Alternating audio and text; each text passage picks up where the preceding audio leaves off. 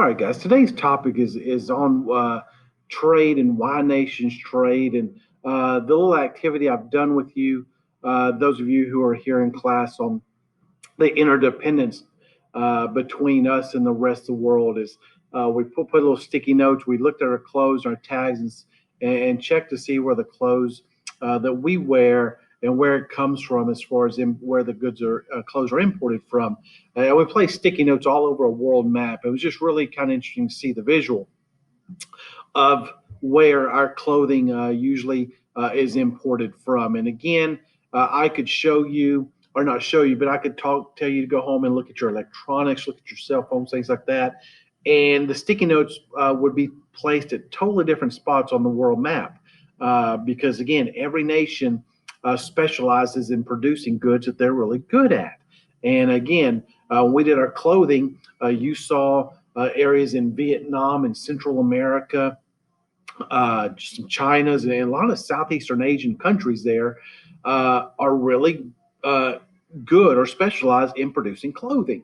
When we talk about electronics, cell phones, things like that, South Korea, Japan, China, those Eastern Asian countries there be really good at producing electronics. So our sticky notes would be put at totally different parts of the world if we did that project on the same world map. So it's just kind of interesting to look at where goods come from and the impact and our relationship with those countries. So, and that's why I always will tell my kids when you hear people say that, man, I buy American and this and that, we can't do that. I mean, I know there's certain products we can buy that's made in America, but guys, the majority of things that we use and have, I don't want to say majority, but a lot of what we use comes from other parts of the world. And again, those people who say that, they wouldn't be wearing clothes if there was such a thing just buying American, because it's almost impossible to buy all American clothes because they are imported from other parts of the world.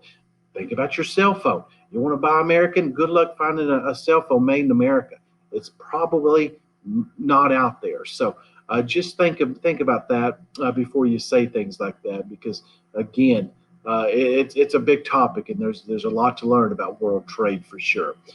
Distribution of goods, specializing in products, is what nations around the world do. Or does, because of unequal distribution of goods. Resources are not evenly distributed around the world. We talked about the factors of production, land, labor, capital, entrepreneurship, technology. It's just not evenly distributed, and that's why countries will specialize in goods. This slide here, guys, talks about absolute advantages, comparative advantages of countries producing goods. Want to make a little note or tell you here that anytime you see an asterisk on this PowerPoint, guys, it will let you know that is something you will probably see on your test. So just a heads up, between absolute and comparative advantage, I would focus more on comparative advantage, because you see here, comparative advantage means you can produce that good at a lower opportunity cost. That's probably what you will be seeing on that test. And you can spend a lot of time on absolute comparative advantage, guys, about resources and how much it costs you to produce a good, and things like that. But again, we won't go that in depth in here. But again, some countries have absolute advantages, some countries have comparative advantage. Again, that comparative advantage deals with how much they have to give up to produce that good. So lower opportunity cost in producing those goods, and that's why they produce those. That's why they specialize. It doesn't cost them as much to do that. So just a little info there. Let me get this up here. Whoops, went too far there. This is just interesting, a little slide to show you a little bar graph about U.S. agricultural exports. What we export, you see over here on the right-hand side, are goods. A lot of the goods we export. And you see over here kind of what some of our main trade partners there: Canada, Mexico, China, Japan, Germany, South Korea. You see an asterisk there, guys. Just a little heads up for you. All those are pretty, I think, common sense, but Germany kind of thrown in there is one. It kind of surprises me sometimes. I never think about Germany as far as a major trade partner, but that's just me. Maybe it's just me. So anyway, just kind of interesting to see kind of where or what goods we actually export there on this bar graph. This graph here, agricultural exports, obviously the top 5 countries or markets where does our agricultural products go? And you see over here on the right kind of where they go. And a lot of this kind of, especially with Canada, China, maybe Mexico, some of it could deal with climate, availability of land to produce your food on. Obviously, Canada and China, I think that'd be, I know climate probably plays a role in Canada. China, obviously, land distribution, the lack of land is probably a big thing there. So, seafood exports here, or I'm sorry, seafood imports, where our seafood in the United States comes from. And again, you see China, Canada, Thailand. I don't have to read this for you, but you see some of the main ones there of where our seafood comes from around the world. So, just I think kind of interesting to kind of see where that occurs at. Exchange rates, guys. This is a topic here we could spend a whole bunch of time on. But again, we won't, because again, it could take us, we could go and this could last for weeks and weeks and weeks. So, appreciation of the American dollar. And the value of the American dollar compared to world currency or currencies around the world, countries around the world. What is our value? And you always want to keep the American dollar strong, because obviously purchasing power strong, things like that. But compared to other countries' currency, again, you want that American dollar to be very valuable. And again, when you're traveling, you go on a cruise, you want to be careful, not trading $1 for one American dollar for one, say, peso in Mexico, because again, the American dollar is worth much more than a peso. So you've got to know the value of that foreign currency in which you're dealing with. And there are foreign exchange markets out there that obviously you can go and look at exchange rates and trade, turn American money into that foreign currency when you're traveling. And I know when you go on cruises, if you've ever been on a cruise, when you pull into those ports, boy, those countries really love to see the American dollar come into their countries. Sometimes those countries may be pretty poor.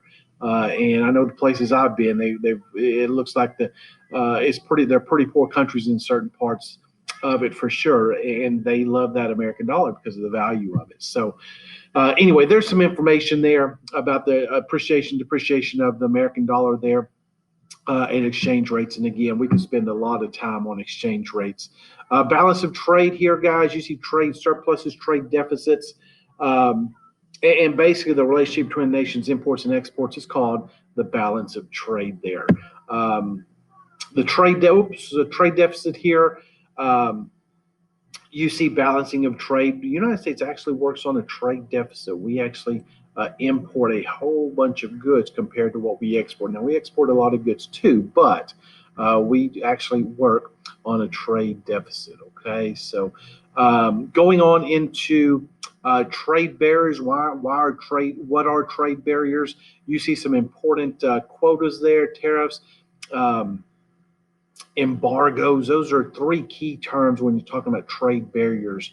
But a trade barrier is there at the top is anything that prevents free flow of goods from country to country. And taxes, those tariffs. So we put on imported vehicles.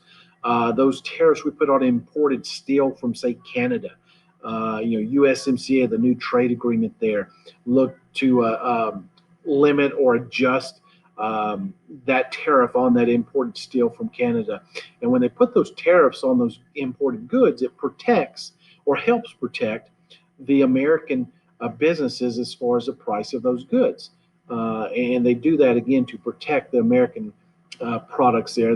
Because the more expensive the foreign ones are, the more likely the American businesses can compete and sell theirs at a comparable price.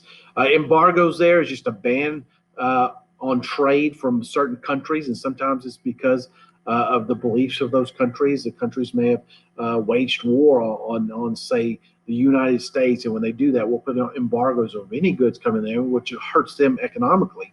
A lot of times during times when our relations are really poor with countries, we will put increased tariffs, or we'll put embargoes on those countries, or we will quit exporting goods to those countries. We'll quit exporting food to those countries. And boy, what happens is that the citizens of those countries start having an uprising basically against their own government because they're lacking food and they need food and they want food. And obviously the people in those countries start putting pressure on their own government.